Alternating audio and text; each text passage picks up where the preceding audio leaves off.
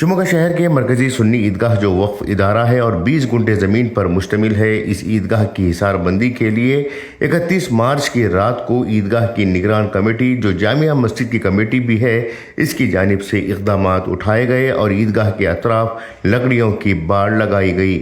दूसरे दिन इसी जगह पर बजरंग दल और बीजेपी के लीडरान हिसार बंदी के खिलाफ एहतजाज करने पर उतर आए और इस बात का दावा किया कि यह जगह पब्लिक प्रॉपर्टी है और इस पर गुंडा मुसलमान अपनी मनमानी करते हुए हिसार बंदी कर रहे हैं। बजरंग दल के लीडरान इतना कहकर खामोश नहीं हुए, बल्कि इन्होंने मुसलमानों के खिलाफ निहायत तौहीन आमेज अल्फाज का भी इस्तेमाल किया।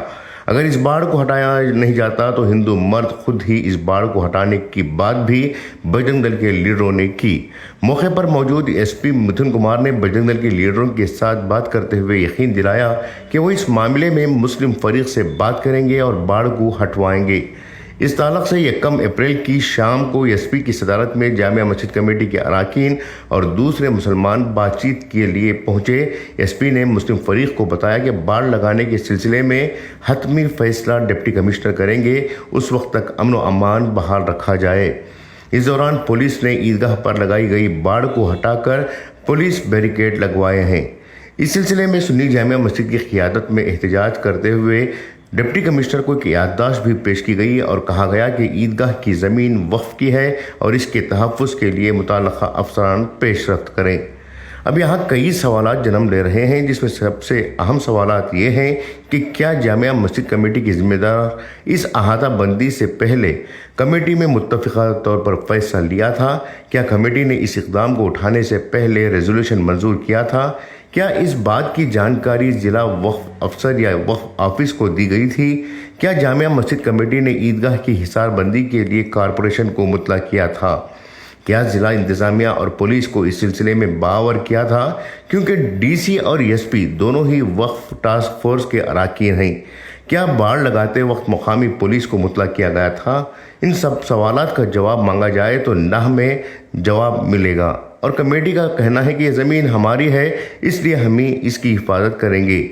लेकिन यहाँ गौरतलब बात यह भी है कि ज़मीन भले ही वक्फ बोर्ड की हो, मुसलमानों की मिल्कियत हो, लेकिन किसी भी काम को अंजाम देने से क़ब्ल इसके लिए क़वानीन होते हैं, मगर यहाँ किसी भी क़ानून पर अमल किए बगैर ही दूसरों को उंगली उठाने का मौका दिया जा रहा है। शिमोगा पहले ही हिस्सास इलाका है और संघ परिवार हमेशा मुद्दों की तलाश में रहता है। ऐसे में जल्दबाजी के फैसले खतरे खड़े कर सकते हैं।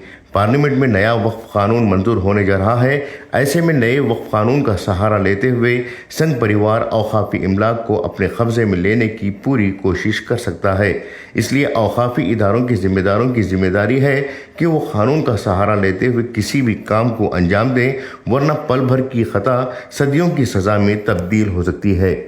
दूसरी जानिब मुकामी लोगों का कहना है कि जिन संघ परिवार के शरअंगेज़ लीडरों ने शरअंगेज़ी की है, मुसलमानों को गालियां दी हैं और मुसलमानों को मुश्तअल करने की कोशिश की गई है, उसके खिलाफ जामिया मस्जिद के ज़िम्मेदारान क्या कार्रवाई कर रहे हैं? सिर्फ मेमोरेंडम देने से कोई पुलिस अहलकार या कोई पुलिस महकमा कार्रवाई नहीं करता, बल्कि ऐसे लोगों के खिलाफ बाकायदा FIR दर्ज करवानी होती है।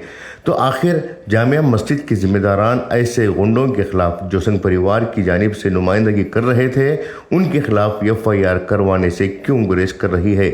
आखिर कब तक मुसलमानों को इस तरह की गालियां दिलवाई जाती रहेंगी और कब तक मुसलमान इस तरह की गालियां सुनते रहेंगे? ये सवाल भी लोग उठा रहे हैं।